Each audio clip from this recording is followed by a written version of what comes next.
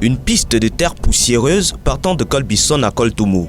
15 km qui doivent servir de voie de raccordement entre le centre urbain de Yaoundé et le PK0, point de départ de l'autoroute Yaoundé-Douala. Sur le chantier ce mardi, le ministre des Travaux publics qu'accompagne son secrétaire d'État chargé des routes Armand Diodome.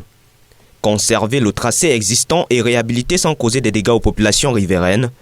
Prescription d'Emmanuel Ganoudjou Messi à la China First Highway Engineering Company, entreprise en charge des travaux. S'il y a des habitations, je ne veux pas la moindre habitation sans montrer où part l'occupant.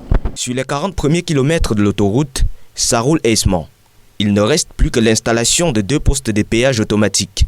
Sur le dernier tronçon, il y a du grain à moudre, comme ce pont sur Maniaï. Cet ouvrage il sera achevé dans 2 mois, c'est-à-dire d'ici mai, il sera achevé, vu que le gros a été fait. La voie de raccordement qui débouche sur la nationale numéro 3 à Boumniebel doit elle aussi être réhabilitée avant novembre prochain, délai de rigueur. Monsieur le ministre, il connaît très bien nos contraintes et il a fixé des objectifs. Nous allons s'aligner sur ces objectifs-là.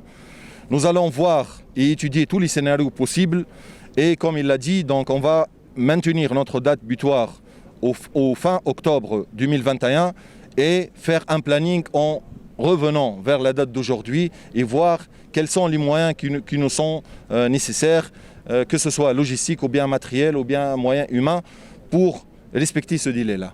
L'achèvement de cette autoroute nécessite des financements supplémentaires d'après la société chinoise qui réclame déjà 31 milliards de francs CFA d'impayés à l'État du Cameroun.